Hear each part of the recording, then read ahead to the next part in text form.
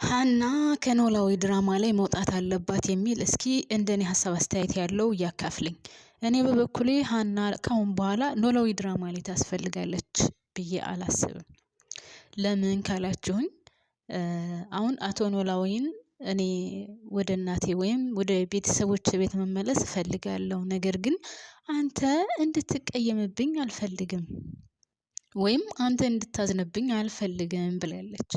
ቆይ ከዚህ በፊት ብቻውን እያለ ማንም ሳይኖረው እዝራን ወድጃለሁ አፍቅሬሃለሁ እያለች እያለ ቤተሰቦቿ አሁን ባሉበት ሰዓት ሳይሆን ደህና በነበሩበት ሰዓት ምን ነው ልብስ የሚያጥብለት አጥቶ ምግብ የሚያበስልለት አጥቶ ብቻውን እያደረ ብቻውን እየዋለ እያለ ትታው ስትሄድ ይህ ስሜት መች ተሰማትና ነው?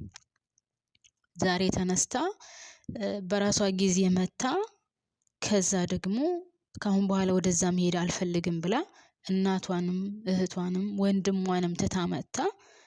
የተወሰነ ጊዜ ሳትቆይ ደግሞ አባቷን አይ እንዳትቀየመኝ ወደዛ ልመለስ ነው። ቆይ ምን ማለት ነው? ነው ወይስ ድራማውን በቃ እንዳስጠላ? ምዕራፍ 2 በነገራችን ላይ አሪፍ እየሆነ ነበር። አሁን ግን ደግሞ እንደ በፊቱ እያስጠላ መጥቷል ማለት ነው። እና እኔ በጣም ነው ያናደደችኝ። እርግጠኛ ነኝ እናንተም ይሄንን ነገር አይታችሁ ይሆናል ብዬ አስባለሁ። ሰላም የኔ ምርጦች እንዴት ናችሁልኝ? ሰላም ናችሁ ወይ? በያላችሁበት ሰላማችሁ ብዝዝት ትርፍርፍ ይበልልኝ። ለዚህ ቻናል አዲስ ከሆናችሁ ሰብስክራይብ እያደረጋችሁ የደወል ምልክቷን በመጫን ቤተሰብ ሁኑ። ነባር ቤተሰቦች ደግሞ ፕሊስ ቪዲዮውን ላይክ አድርጉልኝ፣ እስከ መጨረሻውም እባካችሁን እዩልኝ ቪዲዮውን ማለት ነው። ምክንያቱም ይጠቅመኛል። ፕሊስ እንደው ድምጼ እንኳን ቢደብራችሁ ማሮችዬ እባካችሁን ቪዲዮውን ከፍታችሁ ተውት፣ ሳይለንት አድርጋችሁ ማለት ነው። ለማንኛውም ወደ ዋናው ሀሳቤ ስመለስ በዛሬው ፓርት ላይ ሀና በጣም ነው ያናደደችኝ። ያው እንደነገርኳችሁ አቶ ኖላዊ ነው ቶሎ ብሏት አይደለም ወደ አቶ ኖላዊ ቤት የመጣችው። በፊትም ቢሆን እየተመላለሰች ነው እንዳልኳችሁ። በድጋሚ አሁንም በፊት እንደዛ ብቻውን ሆኖ ማንም ባልነበረው ሰዓት፣ ማንም ከጎኑ ባልነበረበት ሰዓት ቤተሰቦቿን መርጣ ሄዳ ነበር አይደለ? የዕለት ጉርስ እንኳን አጥቶ በጣም አዝኖባት አሴር እና ተምቹ እንኳን ለምንድነው አንተን የተውች እያሉ እስከሚጠይቁ ድረስ ነበረ ነገሩ የነበረው። ዛሬ ደግሞ ልክ ትንሽዬ ሲከፋት ወደዚህ መታ ነገሮች ሲሳኩላት ደግሞ እኔ በጣም ነው እንደዚህ አይነት ጸባይ ያለው ሰው ምን ያስተምራል ብላችሁ አሁን ከሀና ምን ተማራችሁ እስኪ ንገሩን ቤተሰብ። ምዕራፍ 1 ላይ ወይዘሮ ሜላት እስከምትታመም ድረስ ወይም አቶ ኖላዊ ጤናው እስከሚመለስለት ድረስ በጣም ትልቁን ቦታ ይዛ ስትተውን የነበረችው እሷ ነበረች። ኖላዊ ድራማም የተወደደው በሷ ምክንያት ነበረ። እንደው ቲክታክ ላይም ሆነ ዩቲዩብ ላይ ምናምን ከሰማችሁ በጣም ብዙ አስተያየት ይሰጥ የነበረው ለሀና ነው። ትልቅ ቦታ ደርሻለሽ፣ በጣም ጎበዝ ነሽ፣ ኖላዊ ድራማ የተወደደው አንቺ ነው ምናምን እያሉ በጣም ብዙ ሰዎች ቲክታክ ላይ ራሱ እነሱ ላይቭ ገብተው ገስት የገቡ ሀሳብ አስተያየት የሚሰጡ ለሀና ነበር በብዛት ሀሳብ አስተያየት የሚሰጡት። አባቷን እንደታስታመም እንደነበረ በጣም ብዙ ውጣ ውረዶችን እንዳለፈች ምናምን ያሳየ ስለነበረ ስለዛ ነበረ ሰው በጣም ሀሳብ አስተያየት ሲሰጥ የነበረው። ሲቀጥል በዚሁ ቀጤ ከፍ እንዳልሽ ሁሉ ዝቅ እንዳትይ እያሏት ነበር አይደል ቤተሰብ።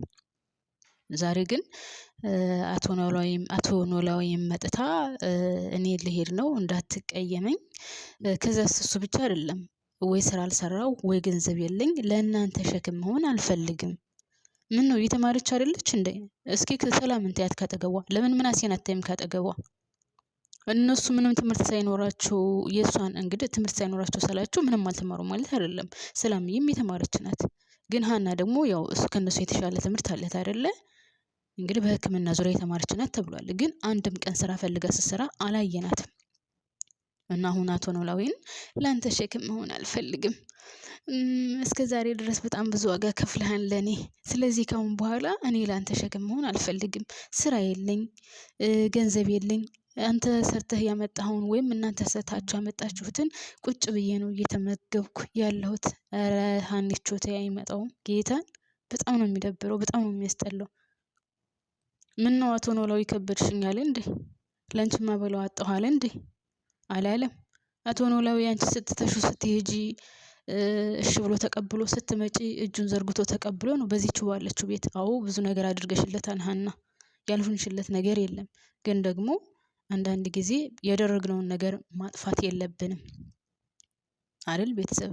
ሀና ለአቶ ኖላዊ ያልሆነችው ነገር የለም። ወይዘሮ ሜላት በሀና ላይ በጣም ብዙ ነገር አድርጋባታለች። ብዙ ነገር በድላታለች እናውቃለን።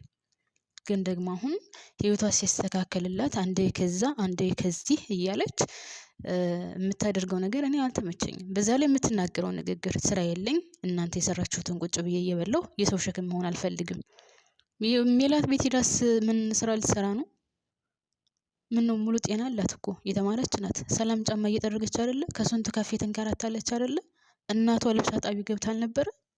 ምን ነው ይሄ አልታያትም? ከዚህ እያለች ወንድ መቀያየሩ ወይም ምን አይነት ስሜት ነው ያለህ፣ ምን አይነት ስሜት ነው ያለሽ እያለች ወንዶቹን ከማዋራት ውጪ ስራ ፈልጋ ታውቃለች ወይ ሀና? ቤተሰብ እኔ ሀና በጣም እያናደደችኝ ነው። እኔ እንደውም ሀና ከዚህ ድራማ ሀና ብትወጣ እኔ በጣም ደስተኛ ነኝ፣ እንደኔ ሀሳብ ማለት ነው። ምክንያቱም የምታደርጋቸው ነገሮች ሁሉ የሚደብሩና የሚያስጠሉ ናቸው። ያው የሚሰጣትን ነው የምትሰራው፣ ግን የተወደደችውን ያክል እመቤቴ እንድትጠላ ነው የሆነችው ሀና፣ በጣም እንድትጠላ ነው የሆነችው። እና ሀና ብታስተካኪ መልካም ነው ማለት ደራሲውም እውነት እልሃለሁ መሰጣትን ነገር ብታስተካክልለት መልካም ነው ብዬ ነው የምለው ማለት ነው። ምክንያቱም በጣም እየወረደች ነው። ሰው ለሀና ያለው አመለካከት፣ ለሀና ያለው ሀሳብ፣ ለሀና ያለው የነበረው ትልቅ ቦታ አሁን ወርዶ ዝቅ ብሏል ማለት ነው። እና አንዴ ኤልያስን ሄዳ ምን አይነት ሀሳብ ነው ያለክ ወይም ስሜትክ አለ ወይስ የለም ትላለች። አባቷን መጥታ እኔ ላንተ ሸክም መሆን አልፈልግም፣ ወይ ስራ የለኝ ወይ ገንዘብ የለኝ፣ እናንተ የሰራችሁትን እየበላሁ ወይ አቶ ኖላዊ ለእኔ ሸክም ሆንሽኝ አለሽ አላለም። እንደውም እንደዛ ስትይ ሀና ልክ አቶ ኖላዊ እንዳሉ ድሮ ያደረግሽለትን ነገር ወይም ለሱ ዋጋ የከፈልሽውን እንዳስታውስ ነው የምታደርጊው። ምክንያቱም አዎ የማይካድ ነገር ለአቶ ኖላዊ በጣም ብዙ ዋጋ ከፍልሻል። ስለዚህ አሁን ደግሞ አንተ የሰራውን ቁጭ ብዬ በላሁ ማለት በጣም ሼም ነው። ምክንያቱም አንቺ በሌለሽ በልጅነት ጉልበትሽ ዋጋ ከፍለሽ አሳክመሽዋል፣ ስራ ሰርተሻል፣ ሰው ቤት እንቅልፍ ሳተኝ ደፋ ቀና ብለሽ አሳክመሽዋል፣ ጥሩ ነገር አድርገሽለታል፣ እንደ አባት እንዳሳደገ ከልጅም በላይ ብዙ ነገር ሆነሽለታል። በአሁኑ ዘመን ሁላችንም እንደምናውቀው ልጅ ብዙም ለእናትና ለአባቱ ያን ያክል ዋጋ የሚከፍል የለም። አንቺ ግን በጥሩ ሁኔታ በጥኑ ስራ ምግባር ስላሳደገሽ ለሱም ብዙ ዋጋ ከፈልሽለታል ሀና። አሁን ደግሞ እኔ ስራ የለኝም አንተ የምትሰራውን ቁጭ ብዬ እየበላሁኝ የማግዛችሁ ነገር የለም፣ ስለዚህ መሄድ አለብኝ የሚለው በጭራሽ ተገቢ ነው ብዬ አላስብም። እኔ ይህንን ነገር ባትናገሪ መልካም ነበር። እሱንም እንድከፋው ነው የምታደርገው። ሲቀጥል ተመልሼ እኮ እመጣለሁ የመጣሁ እጠይቅሃለሁ ማለትሽ ደግሞ መቼም ወደ ቤተሰቦችሽ ቤት ሄደሽ አቶ ኖላዊን በዛው ዘግተሽው አትቀሪም ማለት ነው። ምክንያቱም አሁንም በድጋሚ ከዛ ቤት ትንሽ ነገር ከከፋሽ ተመልሰሽ ወደ አቶ ኖላዊ ቤት መምጣትሽ ስለማይቀር ማለት ነው። እና ለምታደርጊውና ለምትናገሪው ንግግር ቦታና እንትን ቢኖርሽ መልካም ነው ብዬ ነው የማስበው። አቶ ኖላዊ ምንም ብታደርጊ አንቺን አይቀየምሽም፣ ያውቃል፣ ታውቂያለሽ፣ አንቺን በጣም ይወድሻል። እንደዛ ማለትም አልነበረብሽም ነው ባይነኝ እኔ። ሌላው አቶ ኖላዊ አሁንም እሱ ላይ ነኝ። የሚሰራበት መስሪያ ቤት በጣም ግራ የሚያጋባ ነው። እኔ እየፈራሁለት ነው። በነገራችን ላይ ምን ይገጥመው ይሆን ይሄ ሰውዬስ? ምን ችግር ይገጥመው ይሆን ከዛ መስሪያ ቤት? እውነት ያ መስሪያ ቤት ውስጡ ምን እየተከናወነ ነው ያለው? ሰው ሲወጣ ሲገባ አይታይም። ውስጥ ምን እየተሰራ ነው? እውነት ውስጡ ማለቴ ሰው እንኳን ቢኖርበት የሆነ ነገር ለመግዛት የሆነ ነገር ለማስወጣት ምናምን እንኳን ሰው ይታያል፣ ግን ሰው አይታይም። ምናልባት ሌላ በር ኑሮት ነው ወይስ ምንድን ነው? ከዛ ድርጅት ውስጥ ምን እየተከናወነ ነው ያለው? ቤተሰብ እስካሁን ድረስ ምንም አላየንም። አቶ ኖላዊም ቢሆን በር ቁጭ ብሎ ከመጠበቅ ውጪ ምንድን ነው የሚጠብቀው ብትሉኝ ራሱ እኔ ምንም የማውቀው ነገር የለም። ምክንያቱም ሰው ሲወጣ ሲገባ ቢሆን ያ ሰው ሲወጣ ሲገባ ምናልባት ሌባ ሊገባ ይችላል፣ ምናልባት ጥሩ ሰው መስሎ አብሮ ገብቶ ሊሰርቅ ይችላል ትላላችሁ አይደል ቤተሰብ? ነገር ግን በዛ በር ላይ አንድም ሰው ሲወጣና ሲገባ አላየንም። አቶ ኖላዊ የሚጠብቀው በሩን የሚጠብቀው ውስጡ ምንድን ነው ያለው? ምን እየተከናወነ ነው? ለምንስ ዘበኛ ቀጠሩ? ዘበኛ እኮ የሚቀጠረው የሚወጣና የሚገባውን ለማየት ነው አይደለ? ምንም የሚወጣ የሚገባ የሌለበት በር ምኑ ነው የሚጠበቀው? በዛ ላይ ግቢውን ካያችሁት ደህና ግቢ አይደለም። ዝም ብሎ በቆርቆሮ የተከለለ ነው እና እኔ እውነት ለመናገር ግራ ገብቶኛል። እዛ ግቢ ውስጥ ምንድን ነው ያለው? ምን አይነት ወንጀል እየተከናወነ ነው ያለው? ምን አይነት መጥፎ ስራ እየተሰራ ነው? እና ለምንስ ያስፈለገ? እንግዲህ አንድ ቀን አቶ ኖላዊ በመስኮት እንደዚህ ማለቴ በዛ በበር ውስጥ እንደዚህ ያጮልቆ ሳይ ነው የሆነ ሰው መጥቶ አቶ ኖላዊን የጮኸበት።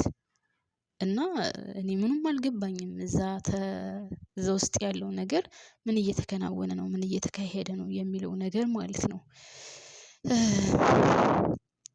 ሌላው ወደ ምናሴ ስንሄድ ምናሴና ትሁት እንግዲህ ተገናኝተው ነበረ። ከዛ በፊት ግን ውድ ቤተሰቦቼ ይሄ ብሩን ማለት ወርቁን የሰረቀው ልጅ አሁንም ቢሆን በአሴር ላይ እያጠነጠነ ነው። እውነት እኔ አሴር ምንም እንዲሆን አልፈልግም። በነገራችን ላይ እኔ ኖላዊ ድራማ ላይ አሴርና ተምቹ እኔ በጣም ነው የምወዳቸው። አሴር፣ ተምቹ፣ ሰላምዬ እኔ ሶስቱ በጣም ነው የሚመቹኝ እውነት ለመናገር። አሴርና ተምቹ የድራማው ድምቀት ናቸው። ሰላምዬ ደግሞ ቅመም ናት። በቃ ቅመም ታውቃላችሁ። እና እኔ አሴርን የሆነ ነገር እንዳያደርገው ፈራውኝ። ከአንድም ሁለት ጊዜ እንወገዋለን እንደዚህ እናደርገዋለን እያለ ሲፎክር ሰምቼዋለሁ። እና እውነት እኔ የሆነ ነገር እንዳደርገው አልፈልግም። ግን ያው ለገንዘብ ሲባል እና የሆነ ገንዘብ የማያመጣው ነገር የለምና እንትን እንዳይሉ ፈራሁኝ። ምንድን ነው የሚባለው? የሆነ ነገር እንዳያደርጉት በማይረባና በማይጠቅም ነገር ብዬ ፈራውለትና ፈጣሪ ይጠብቅህ። ለማንኛውም አሴር፣ ነገር ግን ከኋላ የሚሴርልህ ወይም የሚጠነጠንልህ ነገር መልካም አይመስለኝም። ብቻ ፈጣሪ ይጠብቅህ እላለሁኝ። እንደዛውም ብሎ እኮ ደግሞ ከሰላምዬ ጋር አሁንም ሹክክ እያለ ይሄዳል። ያው ሰላም ጥሩ ፊት አልሰጠችውም። ግን ሰላም ብትሆን አሁን ወደኋላ መለስ ብላ እያሰበች ነው። እዚህ ድረስ የሚመላለሰው እኔን ወዶኝ ነው ወይስ ምን ፈልጎ ነው እያለች እያሰበችበት ነው። የሆነ ነገርን ካሰባችሁበት ደግሞ ያሰባችሁበትን ለማወቅ ምን አስቦ ነው? ምን ፈልጎ ነው? ለምንድን ነው እየተመላለሰስ የሚጠይቀኝ የሚለውን ለማወቅ ከዛ ሰው ጋር ምናልባት ልትግባቡ ትችላላችሁ። ከተግባባችሁና ከተዋወቃችሁ ደግሞ ምናልባት መወደድ ሊመጣ ይችላል፣ አይታወቅም። የሰላምና የዚህ የሌባው ልጅ ነገር እኔ አሁንም ግራ አጋብቶኛል። ምክንያቱም ያው እሷ ሌባ መሆኑን አታውቅም፣ እሱም የእነሱን ንብረት እንደሰረቀ አያውቅም። ስለዚህ ፍቅር ውስጥ እንዳይገቡ ፈራላቸዋለሁ ማለት ነው። ሰላምዬ የሚገጥማት ወንድ በጣም የሚደብረው ነገር የሆነ ውስብስብ ያለበት በሆነ ነገር ምንድን ይባለው ብቻ በጣም የሚደብር በገንዘብ ዙሪያ በእነሱ ንብረት ዙሪያ የተያያዘ ነገር ምናምን ነው የሚገጥማት ወንዶች እስካሁን ድረስ ከአንተነህ ጀምሮ ካያችሁትና ሰላምዬውንም እንደው ወደኋላ መለስ ብለህ ባታስብበትና እንደዚሁ በግትር ሀሳቧ ብትቀጥልበት በጣም ደስ ይለኝ ነበር። ወደ ምናሴ ስንመለስ ደግሞ ወደ ቤተሰቦቼ ምናሴ እንግዲህ የትሁት ነገር በጣም እያሳሰበው ነው። ትሁት በመጥፋቷ ባለመደወሏ እሱም ባለመደወሉ ሌት ተቀን እያሳሰበው ነው። በነገራችን ላይ ምናሴ ወዷታል። አውጥቶ ወድጄሻለሁ አፍቅርሻለሁ አላላትም እንጂ ወዷታል፣ አፍቅሯታል ቤተሰቦቼ እና እያሳሰበው ነው። እንግዲህ እሷን ለመጠየቅ አካባቢዋ ጋር ድረስ ሄዶ ነበር። ነገር ግን እዛ ድረስ ቢሄድም ሊስማሙ አልቻሉም። እሷ ደስ ብሏት ነበር። እሷን ብሎ የመጣ መስሏት፣ እሷን ፈልጎ የመጣ መስሏት ደስ ብሏት ነበር። ነገር ግን እሱ የሄደው ለምንድን ነው የጠፋሽው ምናምን የሚለውን ለመጠየቅም ነበረ። ነገር ግን ያው ያነጋገር ጉድለት አለ አይደለ? አንዳንድ ጊዜ የምትወዱትን ሰው ስታገኙ ፊት ለፊታችሁ የምትናገሩት ይጠፋችሁና ሌላ ነገር ተናግራችሁ ያን ሰው ያ ሰው ደግሞ በሌላ ነገር ተረድቶት እንትን ብላችሁ ተለያይታችሁ ድጋሜ ትመጣላችሁ። እና እንግዲህ ምናሴ እዛ ድረስ ሲሄድ ለምን ጠፋሽ ሲላት ለምን ጠፋሽ ብለክ መች ደወልክልኝ ነበር ያለችው። እሱን ፈርቼ ነው ያልደወልኩልሽ፣ እንዴት ብዬ ልደውልልሽ? እንደዛ ብለሽ ሄደሽ እንዴት ብዬ ልደውልልሽ? እንዴት አናግርሻለሁ ነው ጨዋታው። ነገር ግን እሷም ተቆጥታለች። እንግዲህ ተቆጥታ ነው የተለያዩት። እሷ የመሰላት እሷን ብሎ የሄደና ይቅርታ ሊጠይቃት ነበር የመሰላት። እሱ ያወራው ሌላ ነው፣ እሷ እየጠበቀችው ሌላ ነው። ሰው ሁለቱ አሁን በዚህ ጉዳይ ተለያይተዋል ማለት ነው። ነገር ግን ሁለቱም ይዋደዳሉ። በዛ ላይ እሷ ቁጭ ብላ ለብቻዋ ለምን እንደዚህ ያልኩት ለምን እንደዚህ ያለኝ ምናምን እያለች ነበር። ብቻ ግን ያው እሷ ወደዋለች እሱም ወዷታል። ግን ምናሴ አሁን እንደኔ ሀሳብ ውድ ቤተሰቦቼ ምናሴ አሁን በአሁኑ ሰዓት ፍቅር ውስጥ መግባት አለበት ወይ? ፍቅር ውስጥ የሚገባበት ጊዜ ነው ወይ ካላችሁኝ፣ ኔቨር ኔቨር አይደለም። ምናሴ ገና ትምህርቱን ያልጨረሰ ልጅ ነው። ምናሴ ገና ብዙ ነገር የሚቀረው ልጅ ነው። ምናሴ በዛ ላይ ወንድ ልጅ ነው። ልጅቷ ደግሞ ትልቅ ናት፣ የእሱ በላይ ናት። ሴት ልጅ ደግሞ ታውቃለች ቶሎ ነው እንትን የምትለው እና ለምናሴ እኔ እንደኔ ሀሳብ ከሆነ ወደ ቤተሰቦቼ ለምናሴ አትመጥነውም፣ በጭራሽ ልትመጥነው አትችልም። እሱም ገና ልጅ ነው፣ መማር አለበት፣ መስራት አለበት፣ መቀየር አለበት። አሁን ስለ ፍቅር የሚያስብበት ጊዜ ነው ብዬ አላስብም። ልጅቷን ብትሆን ከሱ የተሻለ የሚያዋጣትን በእድሜ ከፍ ያለ ብትመርጥ መልካም ነው ብዬ እላለሁ። ምክንያቱም እሷ ትልቅ ናት፣ እንደዚሁ ስታዩት እሷ ትልቅ ናትኝ። ለምናሴ የምትመጥን አትመስለኝም። እናንተስ ምን ትላላችሁ? እስኪ በዚህ ዙሪያ ሀሳብ አስተያየታችሁን አካፍሉኝ። እኔ እዚህ ላይ አበቃለሁ። ቀጣይ ይዤ እመጣለሁ።